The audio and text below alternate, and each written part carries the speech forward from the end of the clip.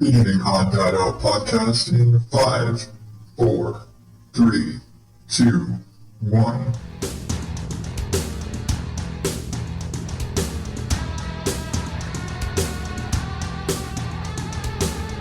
Welcome to the ODO podcast, where normal is not my specialty. I am your host, the nursing a bum knee, Adam Higgins, the Odd Dad Out. You can find me at oddadoutpodcast.com and at Odd Dad Out on all the social places. And this is the show where I ramble and rant and tell you about whatever's going on in my brain and my life and all of that other shit. And whatever the hell I feel like talking about, because, well, fuck, it's my show and that's what I do here. I never realized how I don't get winded, but I always end.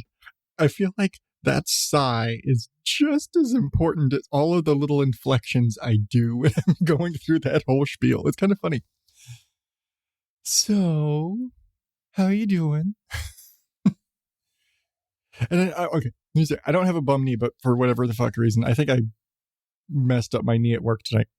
But just bugging me right now at the moment. And when I need to say something in that little bit of the intro, that was the first thing that came to mind. Okay, that was the second thing. The first thing was that I'm up late. I just couldn't sleep. And so I was like, you know what? I can't sleep. Let's get on mic because I haven't done it in a while. But all that aside, how are you doing? Bum knee aside, I've been doing okay. Minus that I've just been busy. That's really been it. Lately, work has been busy. And like I said last time, when it's this whole work-life balance podcast thing, unfortunately, podcast ends up at the bottom of the list. And so, work, life, sleep, trying to get at least a human amount of sleep. I still haven't achieved human amount of sleep, but yeah, and I realize when I'm saying, oh yeah, I can't sleep, I could totally be sleeping right now and get a human amount of sleep, but I'm not. I'm sitting here. At the same time, I've also spent the last hour perusing Amazon looking at car parts because that's just where I am now. My life is so, as much as, podcasting and work and kids and all of the other things, I also now, and the garden, I also now have the project that is fixing up the truck. And, I've just been trying to diagnose and figure out and fix things and try and figure out what things to fix and how to fix things. And I have learned through my investigations, I guess, hunting and making calls, that I'm actually going to have a little bit of trouble finding mechanics that can work on my truck because it's a 30-year-old truck. And so I will end up, I'm kind of in the position where I am now, where I am YouTube university, I'm YouTube educating myself on how to fix my truck for a lot of things. And fortunately, there are a couple of YouTube channels that I have found where they have pretty much the same truck, maybe a year or two off from mine, but it's basically the same engine. And so they're actually auto repair channels where they're like, hey, here's how to change the spark plugs. Here's how to change your fuel injectors. Here's how to change your, insert different stuff here. And so I've been able to really use these channels as a resource for, okay, here's the problem I'm having. Let's chase it down, figure out what could be causing it. Here's what to fix. Here's what to replace. All these sort of things and how to do it, because I haven't worked on a car seriously since my dad's 84 Blazer when I was a kid.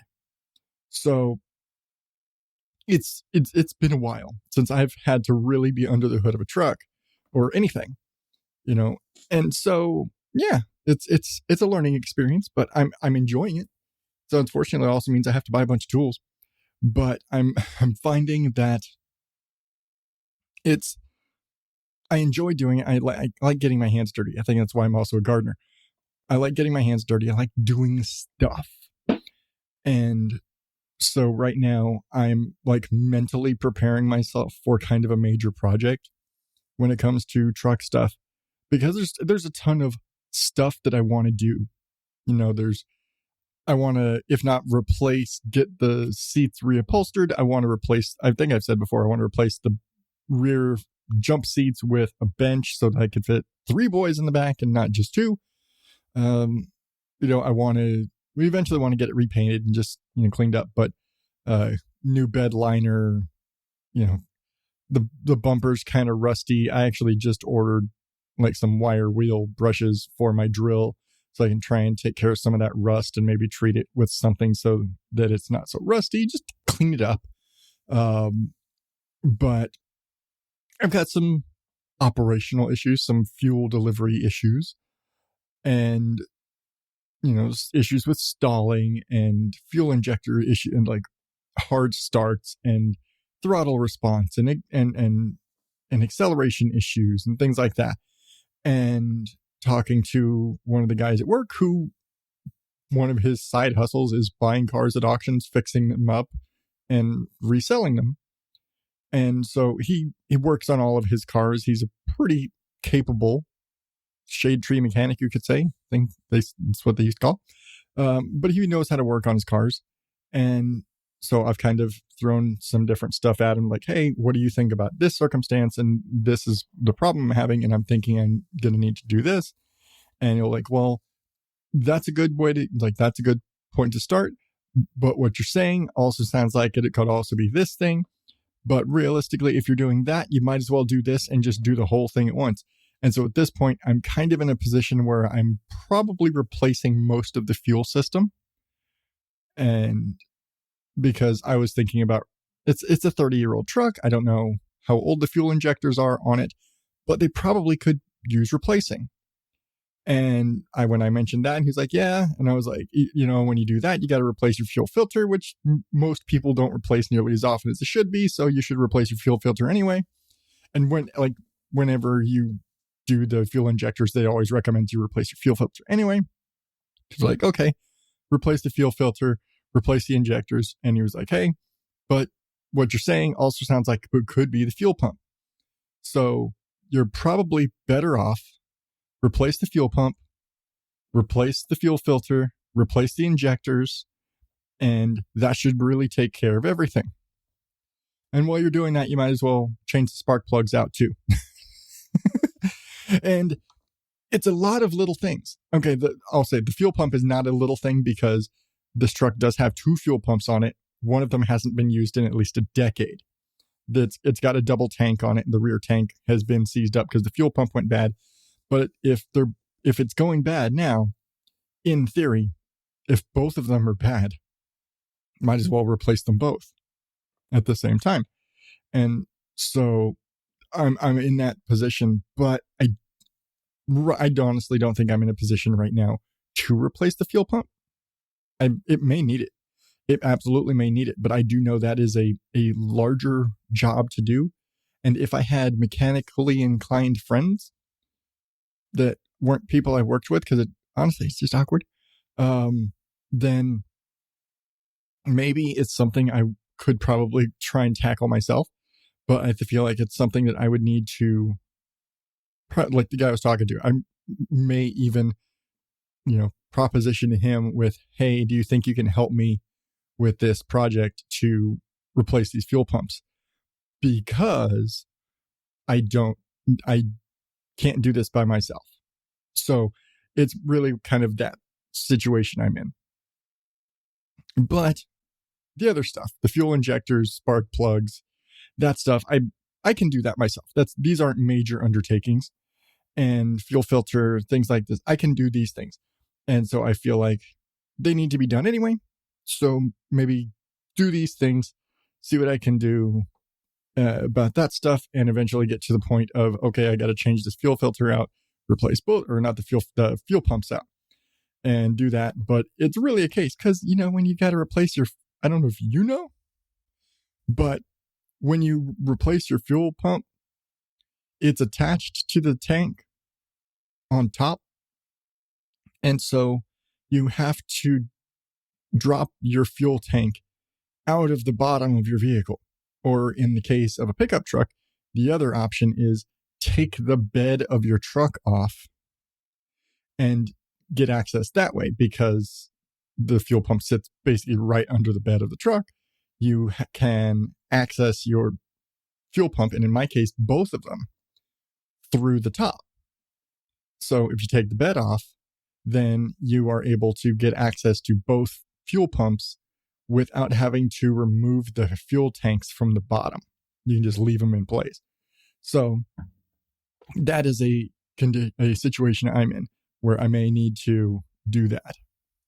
I also might have to flush out one of them, because the older one I said hasn't been run. It hasn't been used in a decade. So it's probably got a lot of sediment and crap in it that needs to get flushed out. And I don't know how you'd flush out a fuel tank exactly. I'd probably have to, honestly, I'm probably going to have to drop it out. That's probably what I'm going to have to do. I'm going to have to learn how to do this. This is going to be a chore. And I think this is going to be something I'm going to have to pay somebody to do. It's going to suck. It's probably going to be expensive. But I got to do it. It's just something the truck's going to need. And again, it's a 30-year-old truck. Probably the original fuel pump. It's probably why the other one went out. So I need to do this. But I want to get as much other stuff that I can do myself done first to try and help get it running better and just get it in a better condition. That's my goal. My goal is get it in better running condition. So that's what I want to do. That's where I'm going with all of this. And it's ambitious. I mean, I guess if I were more of an active mechanic type person and I had more free time, it maybe wouldn't be as ambitious. Ambitious. Words are hard, especially at 1 a.m. But it's like, it's learning as I go, and I got to learn to do it. I got to figure all these things out. I got to, I've already cleaned out the intake, the throttle body. I don't know. I can never remember the word throttle body. I've already cleaned that out. I've replaced some bits and pieces here and there. I'm doing my work, taking it out for drives here and there, but I just want to get it. I want to get it to where, like I said, I want to be able to go out there, fire up the truck and take it for a drive and not be afraid that it's going to die. That's my goal. And what's really funny about my whole learning about the truck and to take care of the truck and repair the truck and all of the things is I'm learning about all the shit that we haven't done on either of the other cars for the last 10 years. Because our little car, we have a Corolla, it's our kind of a daily driver. It gets great gas mileage. I use it to drive to work. My wife was using it. This is our primary vehicle because it gets good gas mileage. I take it to work. My wife would take it to work. We use it for most things, unless everybody has to be in the car. Then we got to use my van. And doing the research. Oh, how long are you supposed to go before you change your fuel pump? How often do you supposed to change your spark plugs? How often do you change fuel filter, oil filter? Go, every oil change. All those sort of things. How often do you change all of these things? And then realizing we haven't done any of that shit. I would like the oil change thing and air filters. Those get changed with oil changes. But never changed the spark plugs on our car. It's a 2011. We have a 10 plus year old car. And it's still got the original spark plugs in it. Still got the original fuel filter in it. These things could probably be replaced. Absolutely need to at this point, I'm sure. My van, we've had it for about 8 or 9 years. It's a 2006, but I've never done any of that maintenance. Again, the fuel filters and spark plugs and all. I've never done any of that shit on there. I'm sure it needs it. I'm sure it needs it. Realistically speaking, my van is a tough start. it takes some get up and go when I have to start it. I'm sure all of those things need to be replaced, and I'm sure that it would be very helpful, but it probably is not going to be with us for much longer, so I'm not going to worry about it. The car, I probably should need to look into, changing spark plugs on the car and fuel filters and things like that.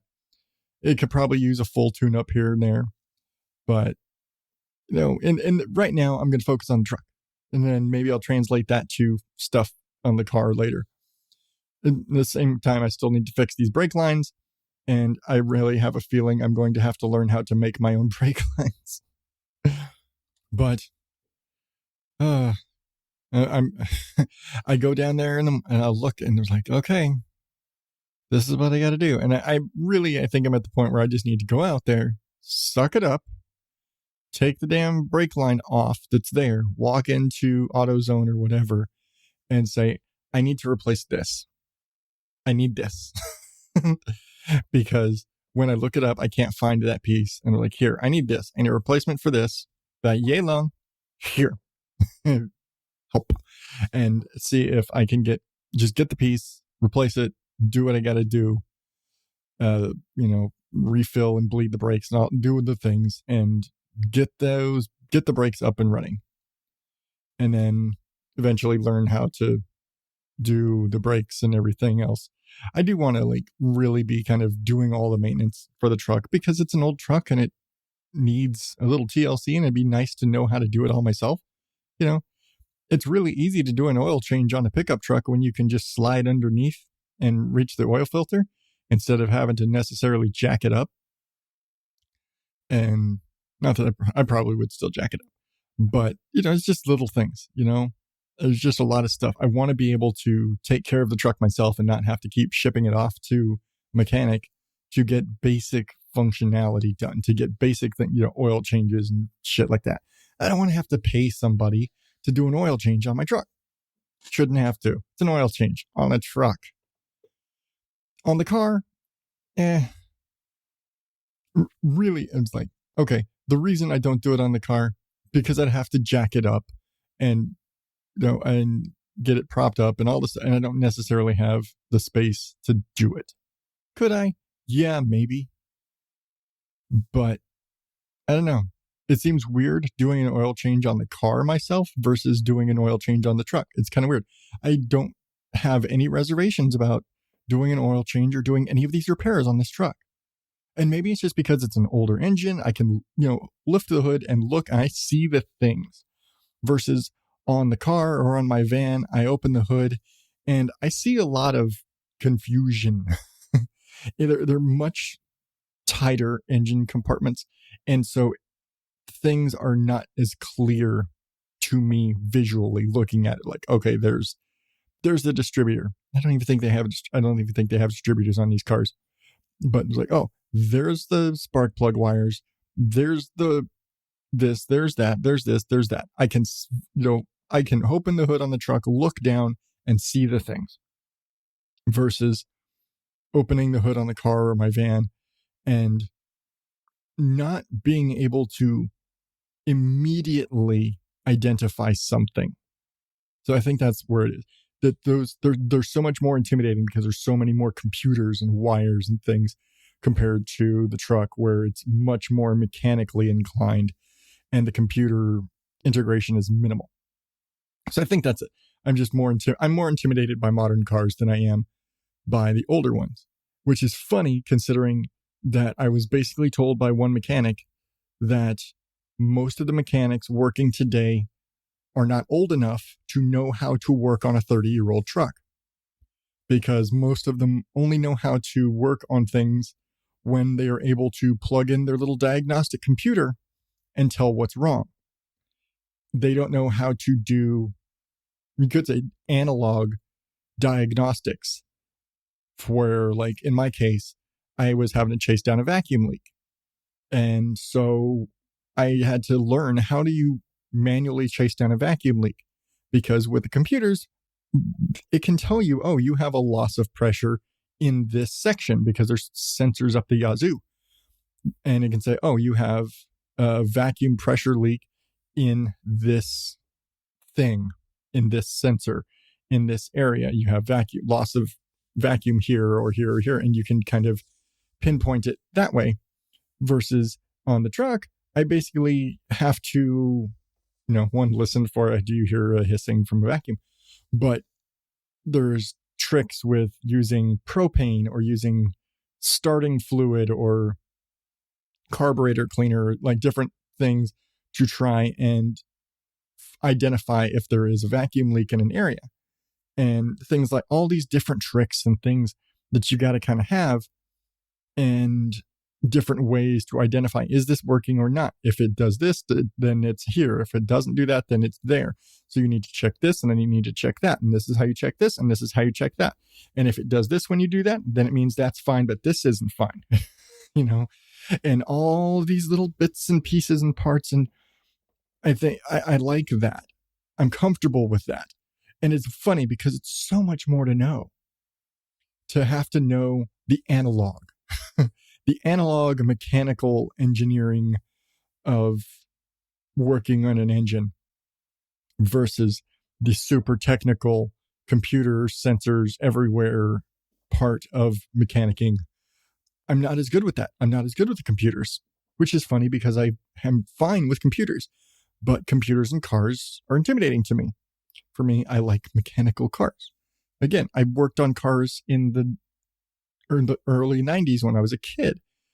I was like 90 in the early, like 95, 96, working on 80s trucks. Now it's 2022 and I'm working on a 90s truck. And so I'm comfortable in these older classic engines, not so much the new stuff. So projects. It's a project, and I'm building up like a list on Amazon right now. I was like, okay, I got spark plug wires, like fuel filter wrench, like line wrenches for brakes, just all these things. And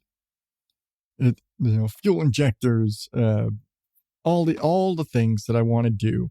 And a lot of it's stuff that, like, I could make an afternoon of it, go in, fix these things, be done. And I could probably make a huge difference in the performance of the truck just by, again, changing out the fuel injectors, spark plugs, fuel filter in an afternoon. And realistically, that's like an afternoon. It's not a big deal to do.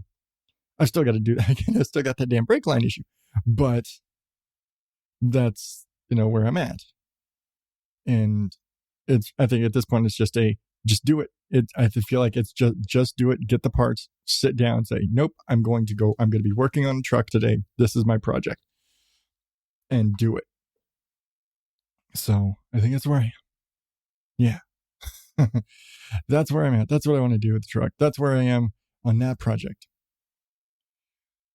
On the other side of my home life project, everything that I'm got going on right now is the garden.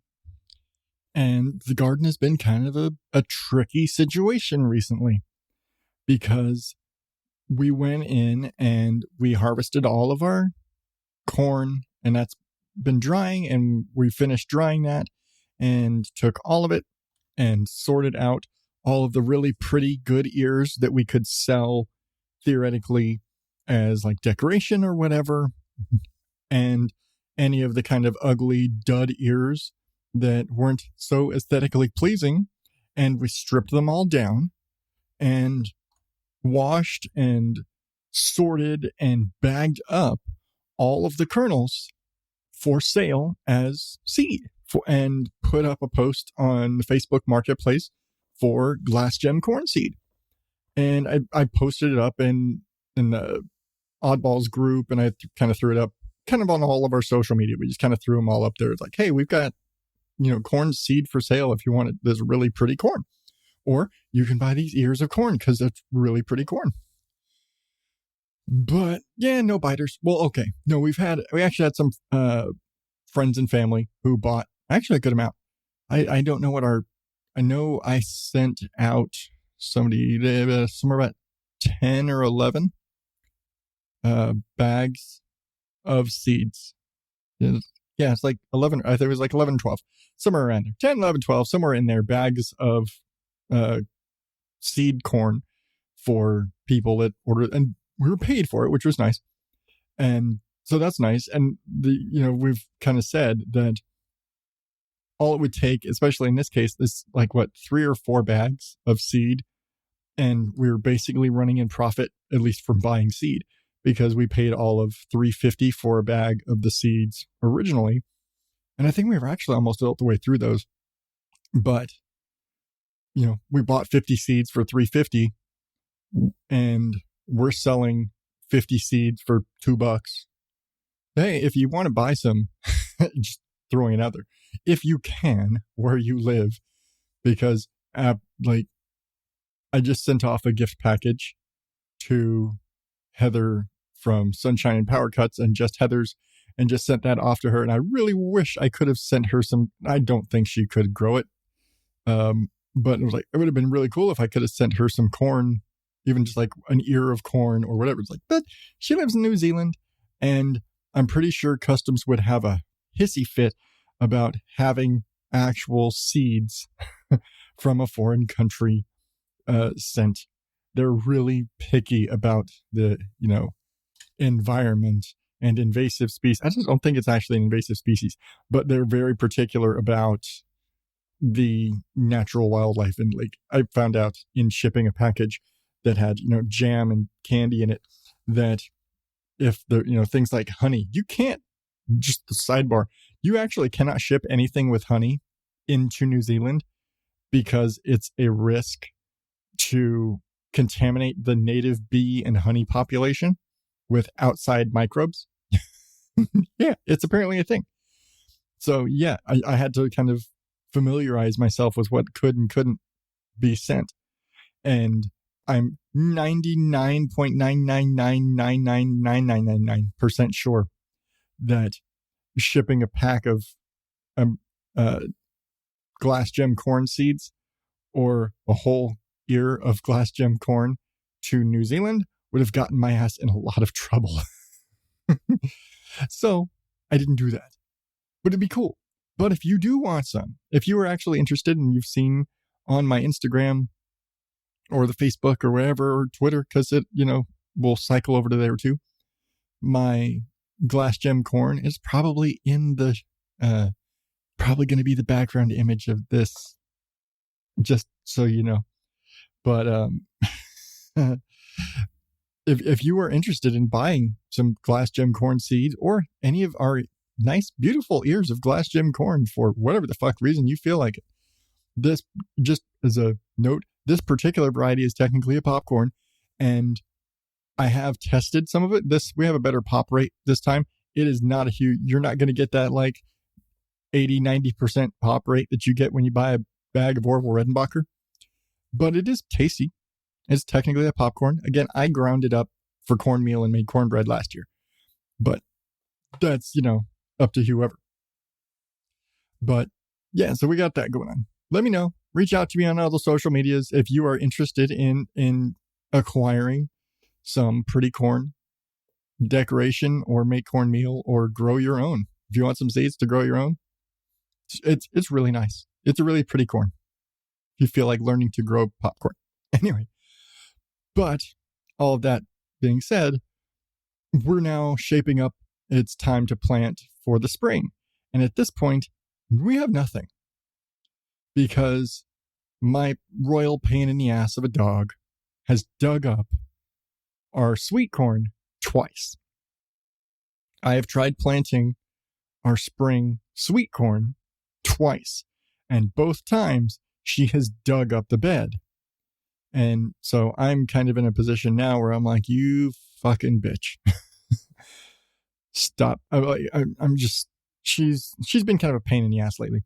She's been like, she stole one of my garden gloves. I like my heavy garden gloves, the ones I use for when I'm trimming the mesquite, with the big thorns and all that stuff. Well, she buried one of them, and I can't for the life of me find where the hell she buried it. And that's like her favorite thing to bury too, is in the process of trying to find my one missing heavy glove, I found 4 others.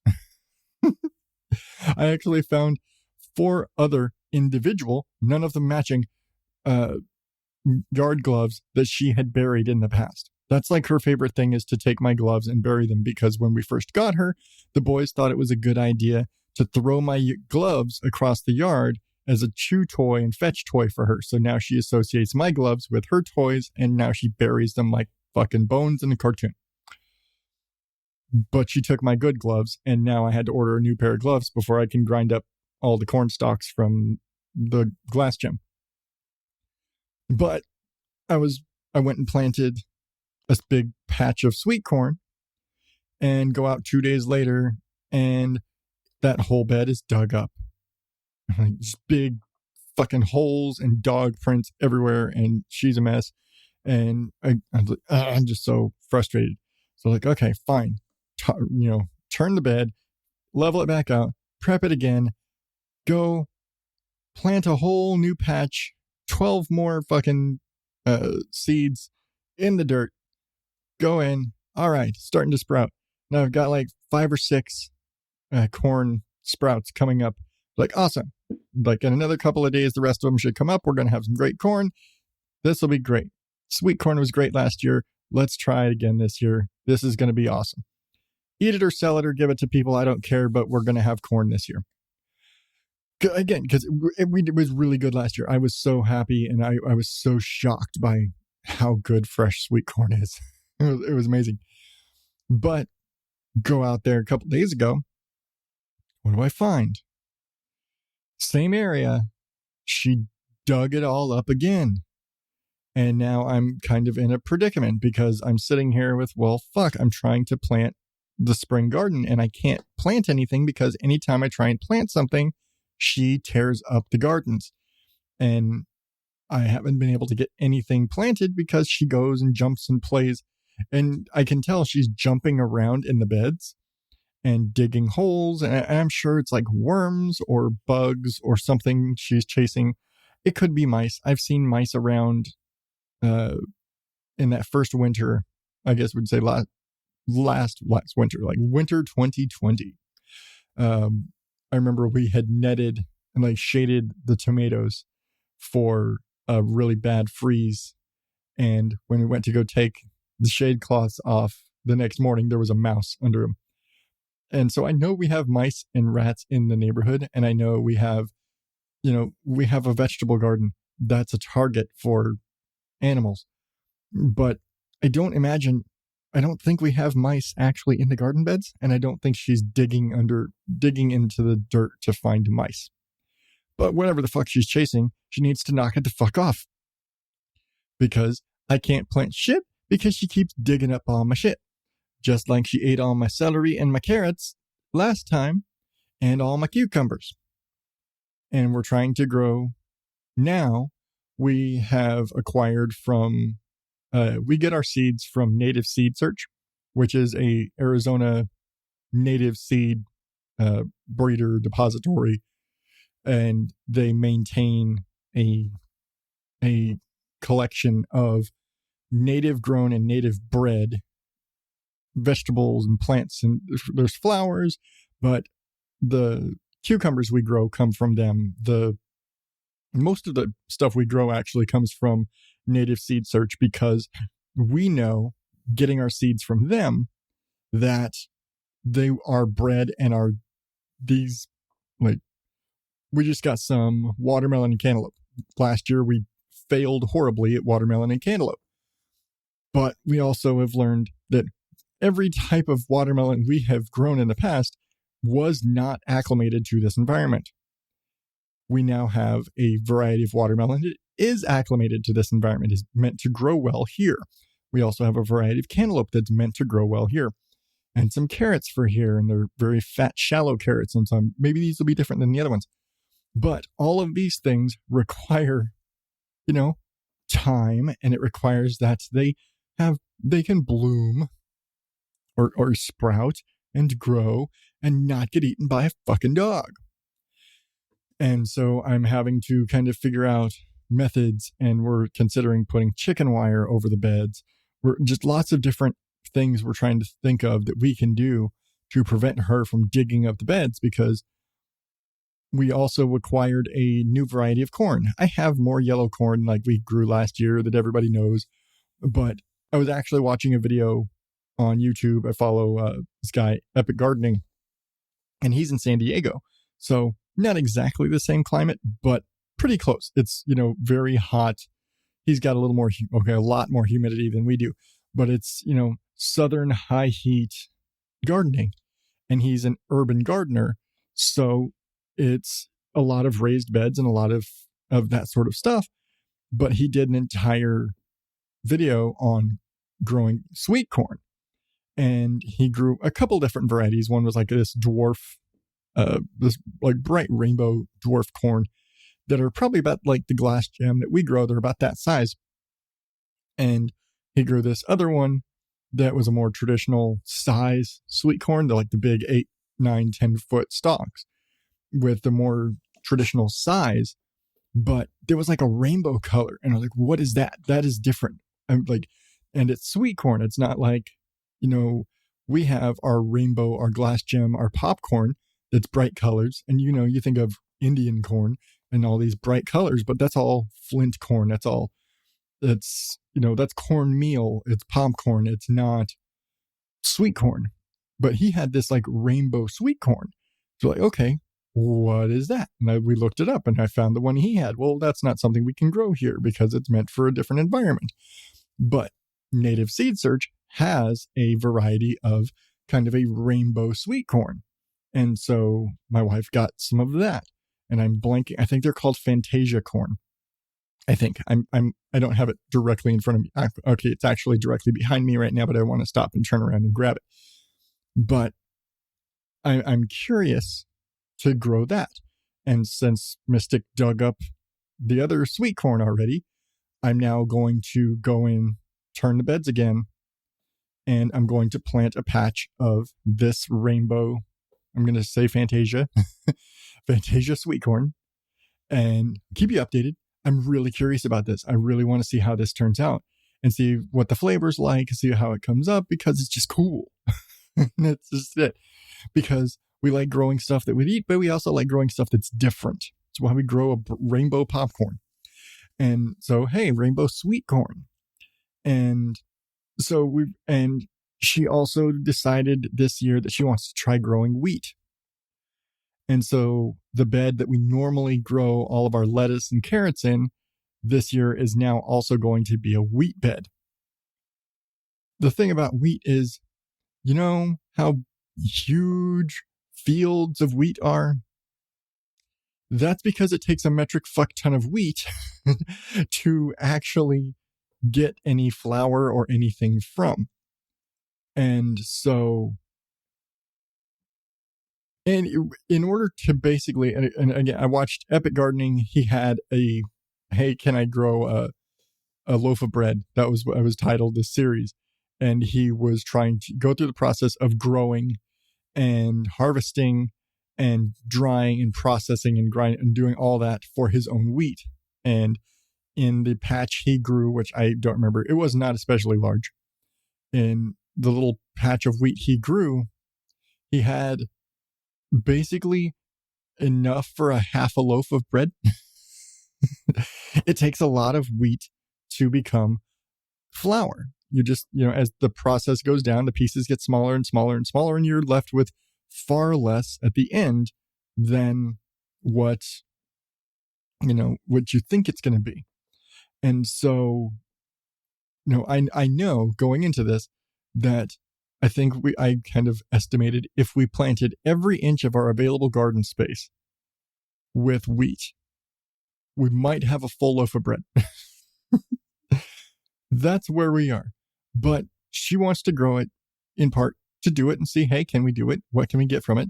Like, maybe I'll be able to make a batch of pancakes from it. Maybe we're just going to have wheat berries for the sake of having wheat berries, and maybe we'll just use it for something else. You never know. But I guess I'm going to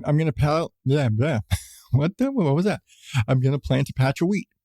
I want to plant some carrots and try spring carrots, because we've never managed to do carrots in the spring because we always planted them too late. So I want to try and do some spring carrots. I've already mentioned that once the tomatoes are done, and they're actually almost done, once all of our tomatoes are clear, I'm ripping the tomatoes out and planting the strawberries over there so that she wants strawberries more than tomatoes. I'm fine with it. I like the strawberries.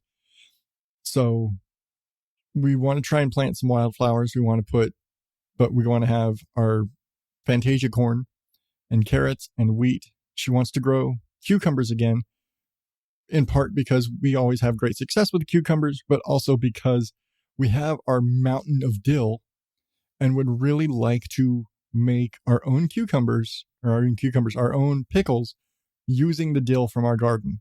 It'd just be cool. And so that's kind of a goal. And again, we eat the cucumbers. We get great results from the cucumbers as long as Mystic doesn't eat them. And so I think that's kind of where we're going this year. I think we want to try and do that and avoid them getting eaten.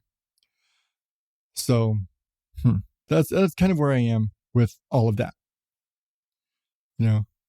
Mentally preparing. So wheat, corn, carrots, cucumbers, and there was something else.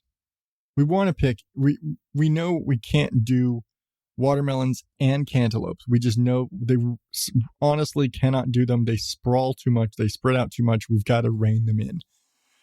They take up so much space for each of them that we're fairly certain we're not going to be able to do both.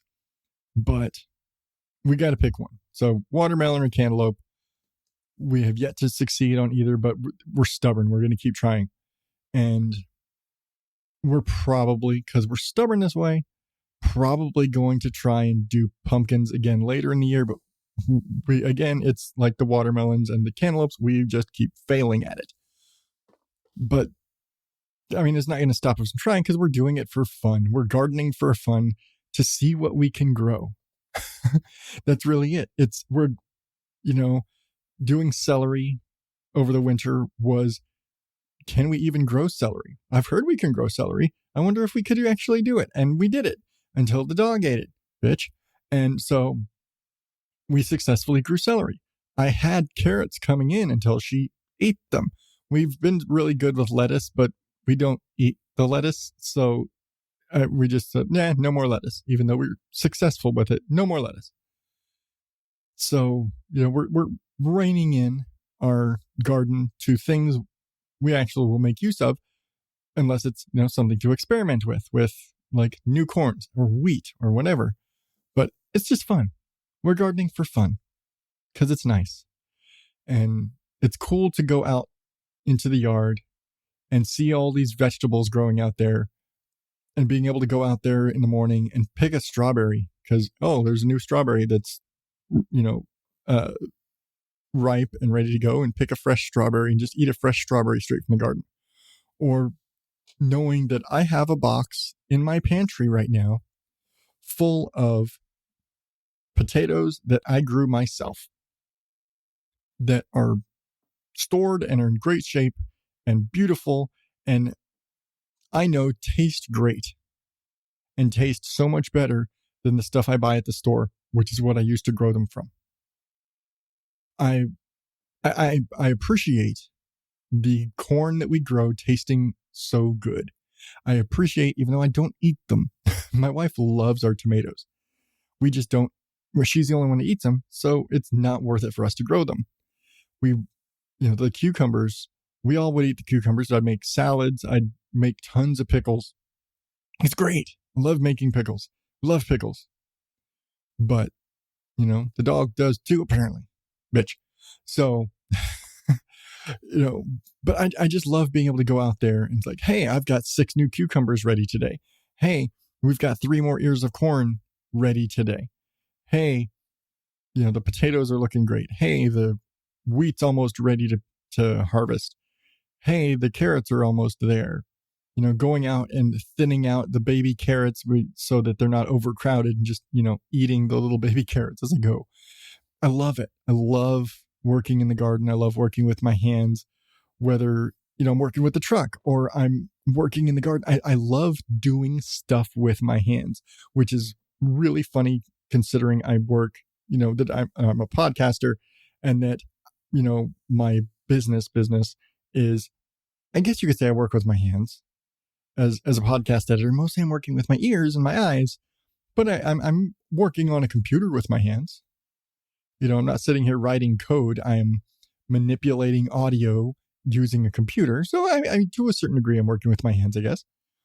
And, it's a lot of muscle memory and click, click, click, and, building up this.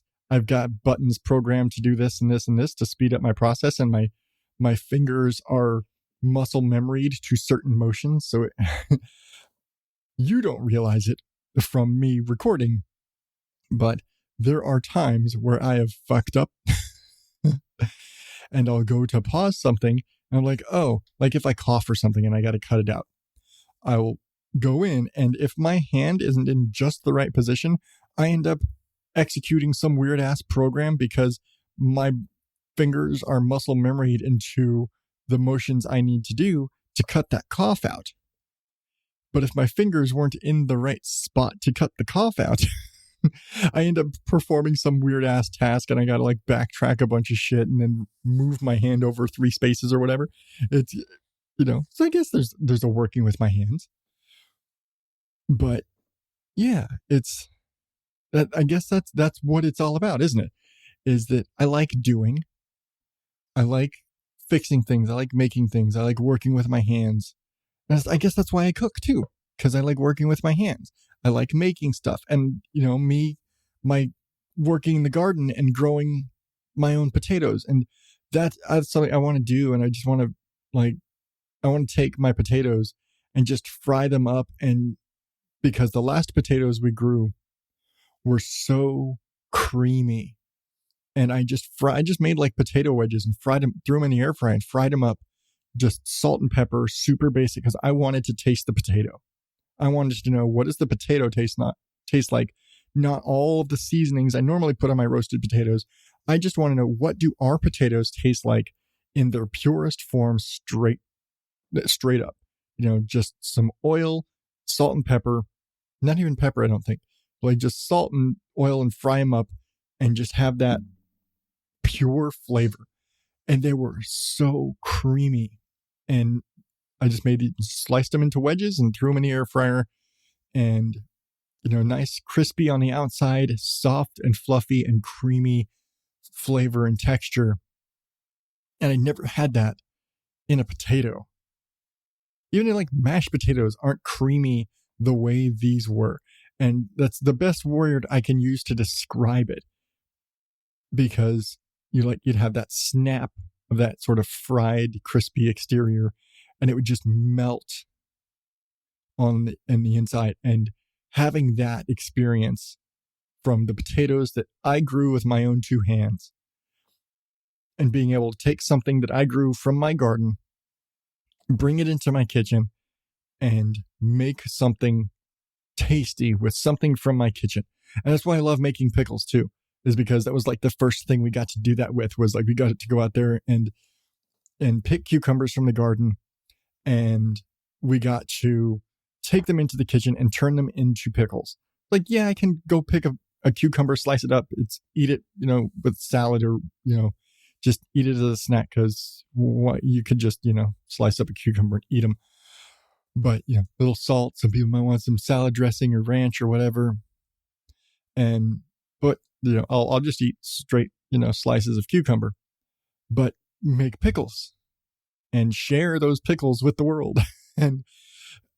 Or grow sweet corn. And it wasn't until I was growing my own sweet corn that I found out that you can actually eat sweet corn raw. I didn't know this. I was watching a video of a woman growing sweet corn, and she was literally sitting there pulling an ear of corn out of her field. And she had like a raised bed area, kind of like mine, and just goes out there, snaps off an ear of sweet corn, shucks it all back, and bites into it and just chomps away. And she's like, and it's one of those things where you can basically, when you grow your own and it's that fresh, you can just go and eat it straight off the plant, which gave my wife cringe visions. But I actually sat there with our last batch of sweet corn and did that. and it was pretty good. And it was like, I've never had fresh raw corn before, and it was so good. It was so crazy.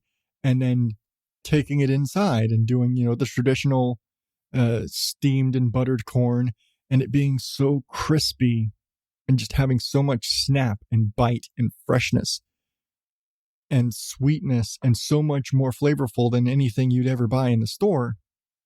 And having that experience of, I grew this with my 2 hands, brought it into my kitchen, cooked it into something awesome with my 2 hands. That's why I garden. That's why I grow vegetables. Just as much the working in the garden and doing the things in the yard and doing in the garden, but just as much I can then take that and turn it into something with my hands. Working with my hands to grow that thing and then turn it into a food that I can eat. And I like that. I like working with my hands. That's the theme of today. Working with my hands. That's the episode title. Congratulations, we just figured out the episode title. Now I've got to come up with artwork to match this up. That's what I got to do. I gotta come up with artwork to represent working with my hands. But probably what I'm doing tomorrow. Tomorrow I'm probably working with my hands in the garden, provided all of the stuff I ordered shows up. And maybe I'll make a video. Maybe I'll have one of the boys film me. Maybe we'll clean up the backyard a bit and shoot some video of me working in the garden. I don't know. We'll see.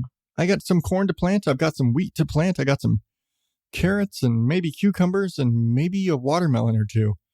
But we'll see. We'll see if I make a video. I don't know. Feel like I should. But we'll see. But until then, you can find me at oddadoutpodcast.com, where you can subscribe to the show on all your favorite podcast listening places. Apple, Google, Spotify, iHeartRadio, whatever you use to listen to. You listen, subscribe to the show, follow it, share it. Tag me on all the social medias. I'm at OddDadOut on Facebook, Twitter, Instagram. Instagram is where I'm usually posting up pictures of garden stuff and my flowers and my vegetables and whatever I'm doing. Maybe I'll do some car stuff. I don't know. But that's where I post the most stuff. Of course, there's the Oddballs Facebook group and all of the ways you can support the show that I'm not going to tell you right now. You can find them at oddadoutpodcast.com. That's where all the stuff is. That's where you need to go. That's what you got to remember.